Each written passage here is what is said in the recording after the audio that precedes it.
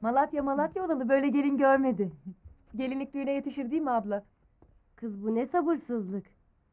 Daha düğünün günü bile belli değil. Her şey güzel ama Drajanların kendi gelenek görenekleri var. Gelinliğin her an değişebilir. Ben Azat'a söyledim. Beyaz gelinlikten başka gelinlik giymem. Sen iste, ben sana Drajan gelinliklerinden de dikerim. Dik abla dik. Hatta 5 tane dik. Ne de olsa sıra bize gelecek. Gelinliklerimiz hazır olsun. Cansu doğru söylüyor vallahi. Damatlar hazır galiba. Hazır.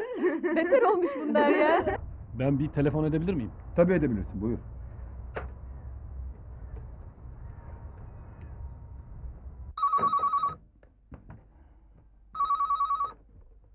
Alo. Dede, benim Hıdır. Dede, sana üzücü bir haber vereceğim. Amanıdır. Gözünü seveyim. Felaket haberi verme. Alişir'le akrabalarını otogarda vurmuşlar dede. Ne diyorsun sen Hıdır? Durumları nasıl? Alişir, Zozan, Arafat hepsi yoğun bakımda. Özal, Turgut Özal tıp merkezindeler. Tamam Hıdır. Biz hemen geliyoruz. Ben de hemen gidiyorum dede. Hemen gidiyorum.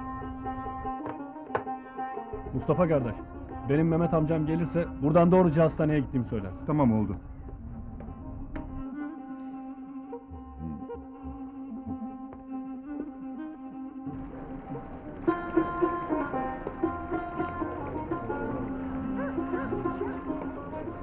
Ablan nerede kızım? Ablam yukarıda.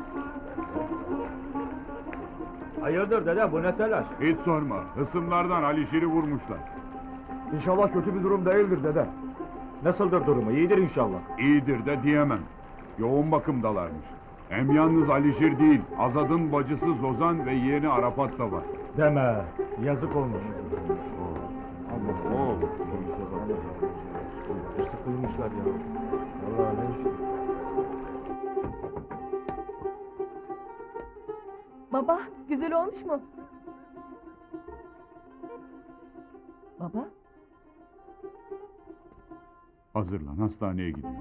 ne işimiz var baba hastanede? Azat'a bir şey mi oldu yine? Yok kızım, Azad'ın bir şeyi yok. Doğru söyle baba. Doğru söyle. Doğru söyle baba. Azat'a bir şey olmadı değil mi? Alişir, Zozan ve Arafat vurulmuş. Üçü de ağır.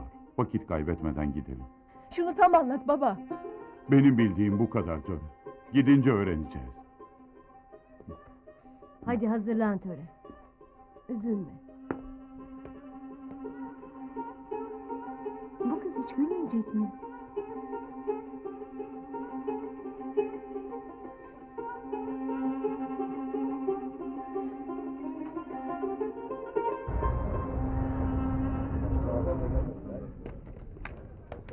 Ya bacım, sen laftan anlamıyor musun sen ya? Git başımızdan ya.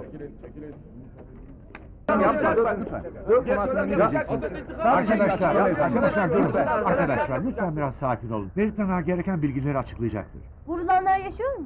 Azad'ın bacısı Zozan ölmüştür. Yeğeni Arafat da komadadır. Alişir'in durumu iyiye gidiyordur. Berithan aşiretinin Drajan aşiretiyle alakası nedir? Akrabalık derecemiz var. Azat'la kaç yıl cezaevinde yattınız? Azad'ı bu işe bulaştırmayın. Bu olayın boyutu siyasi mi yoksa kan davası mı? Bilmiyorum. Şeron'un bu işte parmağı var mı? Tamam, bilmiyorum. Lütfen, beyler, hadi beyler. Bildiklerimizi söyledik işte. Tamam, yeter. Bu olay böyle sayılır. Dağılın. Dağılın. Yeter. Zaten acımız büyük. Lütfen. Beyler, Bu tarafa. Cebrail Bey. Bir saniye abi. Bir dakika, hadi bir açıklama yapar mısın? Arkadaşlar. Lütfen sadece bir açıklama istiyorum. Lütfen kapatın. Durumu hakkında ne düşünüyorsunuz?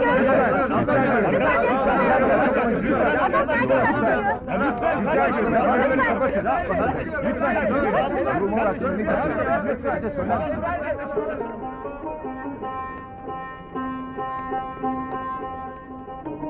Bakın, bu vurulmalar hakkında ne düşünüyorsunuz? Yok kardeşim. Evet, bize bir açıklama yapar mısınız? Lütfen. Evet, sizi dinliyoruz.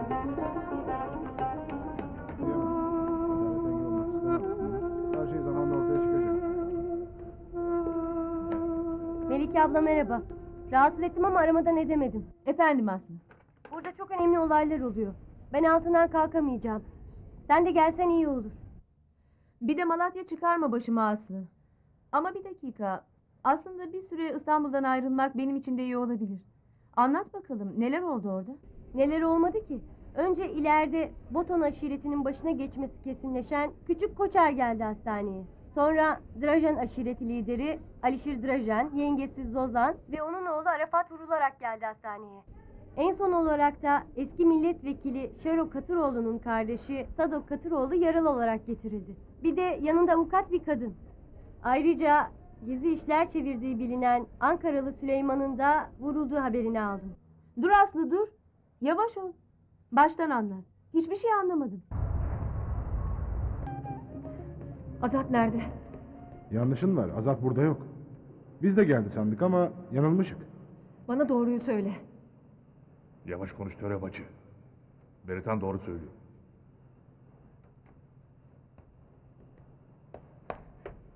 İşte sizin aklınız bu kadar. Ne zaman akıllanacaksınız? Gidin şu kızı alın gelin.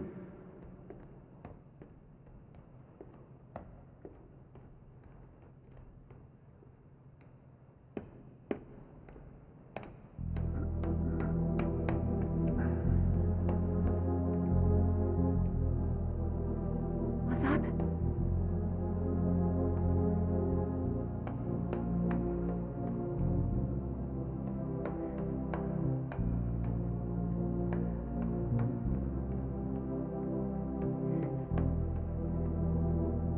Azat. Azat.